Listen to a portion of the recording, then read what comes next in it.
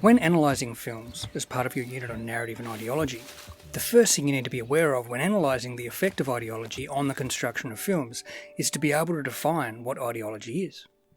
In simple terms, ideology can be defined as ideas that reflect a group, class, culture, or individual. You should use that definition as the basis of how you at least begin to approach a question. That doesn't mean you need to write a definition at the start of your answers that deal with ideology. In fact, you should explicitly not do that. But you do need to at least understand it. The easiest way then from this point on to think about ideology in terms of analysing its existence in film is to think of it as a lens that can be applied to the reading or reception of a film. As a way of explanation, take a look at this scene from the film National Treasure, starring one of the greatest actors of our time, Nicolas Cage. When they first inspect the Declaration of Independence, it just looks like a regular piece of parchment.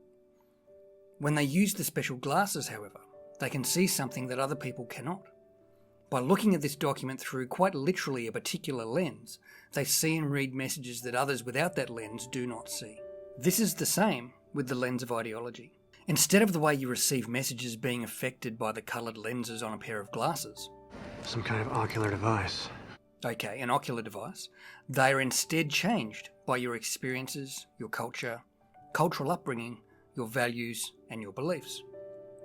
Consequently, two people with different experiences and beliefs can look at the same film with the same messages, but depending on the ideological lens they are or are not looking through, these messages may be interpreted quite differently, ignored, or not even seen at all. With that in mind, let's take a quick look at the film Justice League.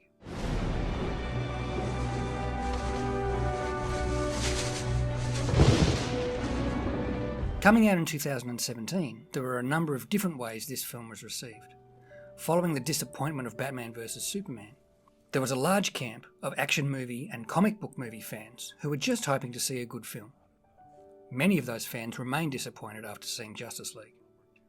Particularly disappointed, though, with those who viewed Justice League through the ideological lens of feminism.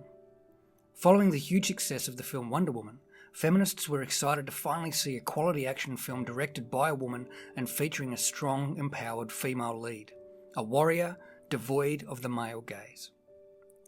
Those viewing Justice League through that same ideological lens of feminism, however, were pretty disappointed to see Wonder Woman's character relegated to being a sidekick, constantly needing Batman's reassurance and approval, and there being a much greater focus on her appearance than there had previously been in the Patty Jenkins-directed Wonder Woman. When we look at the film Okja a little later, you could argue that the director applies a lens of vegan ideologies to the film, because these ideologies of veganism are ideas that reflect the beliefs of the director that will shape how the messages of the film are conveyed or distributed.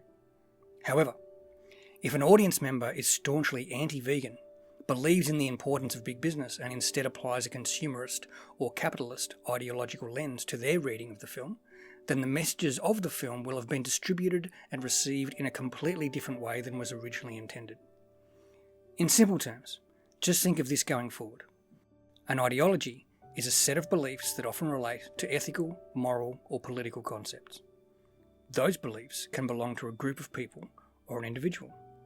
When it comes to film, depending on what those beliefs are, the messages of a film can be read and interpreted in a variety of different ways. Got it? Good. If not, that's okay too. It should become clearer as we look further into it in the coming clips. Next up, we're going to look at understanding potential SAC and exam questions and figuring out how to answer them.